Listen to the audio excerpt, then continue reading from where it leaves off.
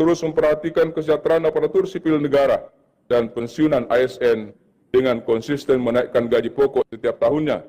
Fraksi kami memberikan sejumlah catatan, diantaranya adalah: kesembilan, fraksi P3 mengharapkan pemerintah agar terus memperhatikan kesejahteraan aparatur sipil negara dan pensiunan ASN dengan konsisten menaikkan gaji pokok setiap tahunnya.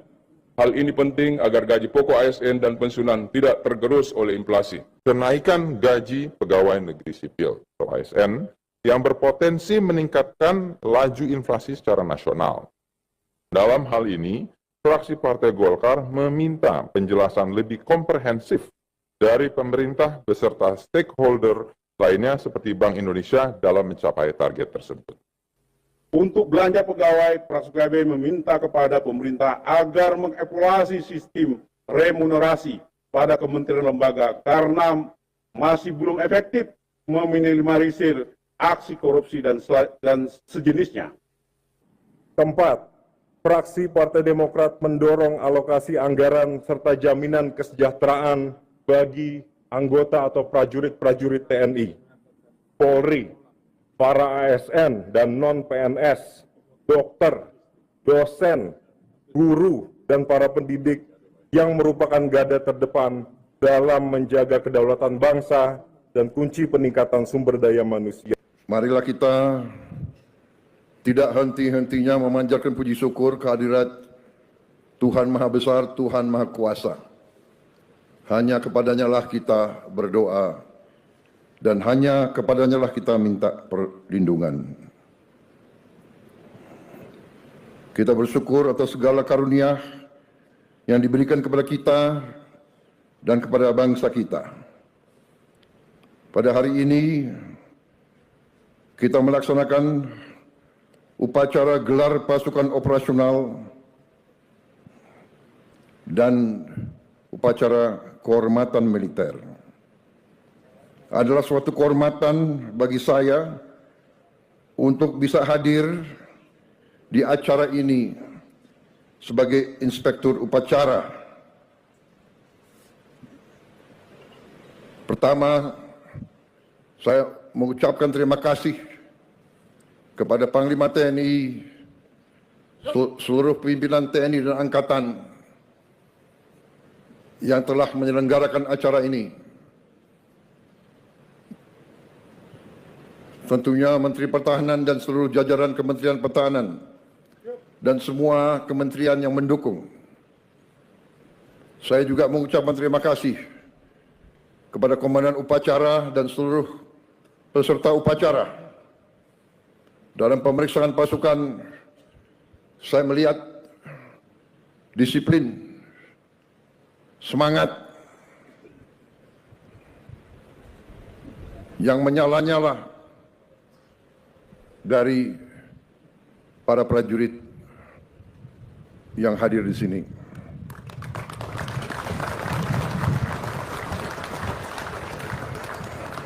Saudara-saudara, menjadi prajurit adalah suatu kehormatan, tapi juga suatu panggilan dan juga suatu kesiapan untuk berkorban. Saya bangga melihat saudara-saudara, saya bangga melihat kerelaan saudara untuk berkorban. Saudara-saudara sekalian, bangsa kita adalah bangsa yang besar, bangsa kita bangsa yang kaya, tapi bangsa kita, Nusantara kita, ratusan tahun diganggu, ratusan tahun diinvasi, ratusan tahun dijajah. Prajurit-prajurit muda yang di depan saya tidak boleh sekali-sekali melupakan sejarah bahwa nenek moyang kita, bahwa kakek-kakek kita, eyang-eyang kita, orang tua kita pernah dijajah, pernah diperbudak, pernah diperlakukan lebih rendah dari binatang. Jangan pernah lupa sejarahmu. Makanya bangsa kita butuh tentara yang kuat. Tidak ada bangsa yang merdeka tanpa tentara yang kuat. Saya katakan sekali lagi, tidak ada bangsa yang merdeka tanpa tentara yang kuat. Bangsa Indonesia tidak suka perang.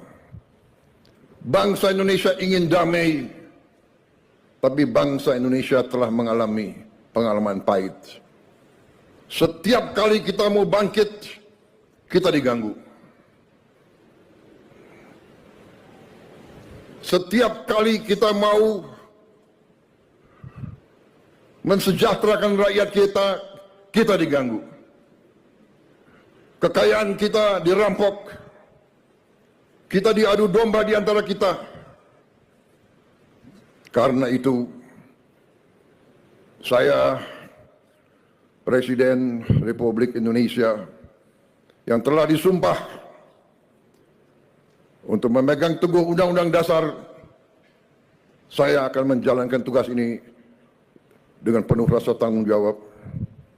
Dan untuk itu, memang kita sedang perkuat pertahanan kita.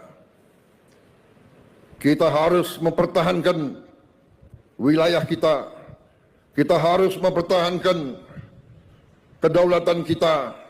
Kita harus mempertahankan kekayaan kita. Saudara-saudara sekalian, keadaan dunia penuh ketidakpastian. Walaupun kita tidak suka perang, perang terjadi di mana-mana. Di kontinen Eropa perang besar terjadi. Di Timur Tengah kita melihat bagaimana bangsa yang lemah diperlakukan. Orang tua, ibu-ibu, anak kecil dibantai. Dan tidak ada yang bisa menghentikan itu. Indonesia tidak mau memihak blok manapun. Tapi karena itu, tidak ada pilihan lain. Indonesia harus punya pertahanan yang sangat kuat. Dan untuk itulah hari ini, saya melantik 6 Panglima Kodam baru, 20 Komandan Brigade baru, dan 100 Batalion Teritorial Pembangunan baru.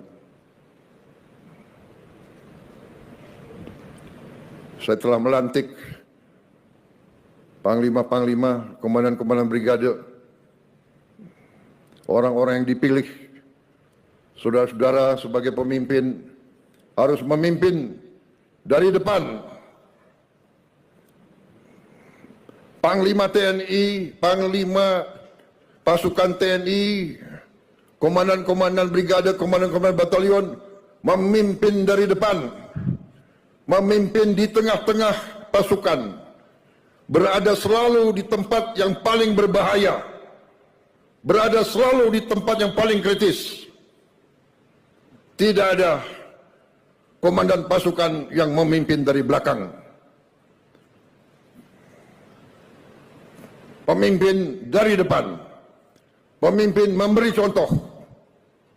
Pemimpin adalah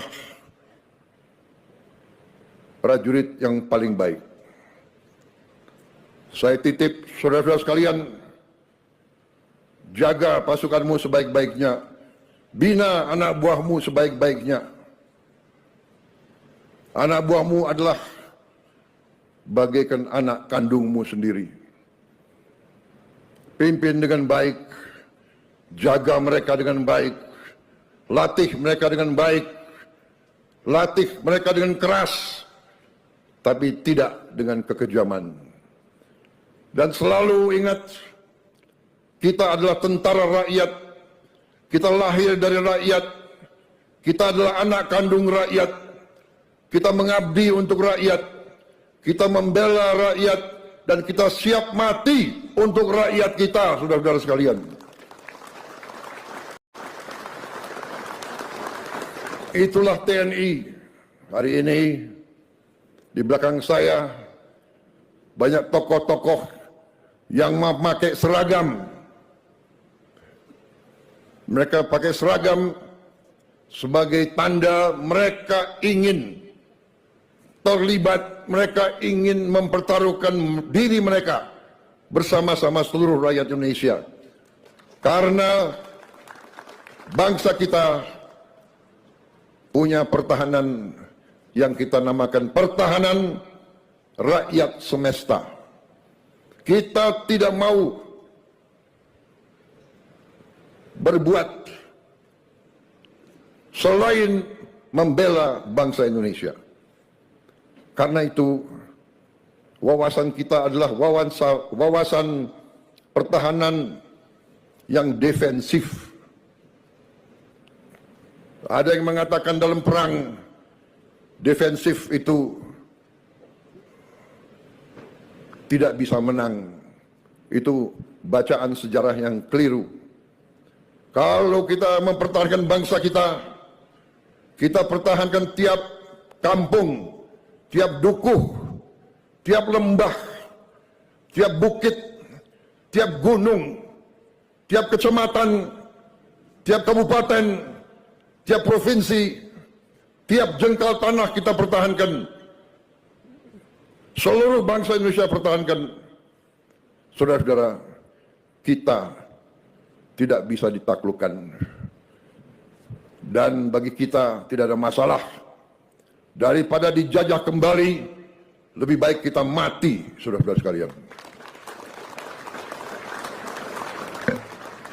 Saya kira itu yang ingin saya sampaikan. Terima kasih para tokoh-tokoh nasional hari ini menyatakan diri bagian dari pertahanan rakyat semesta.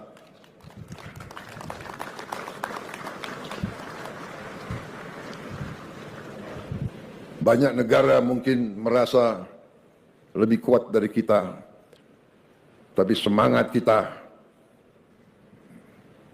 sudah kita buktikan, dan kita akan buktikan terus bahwa kita bangsa yang pejuang, yang tidak pernah mengenal menyerah.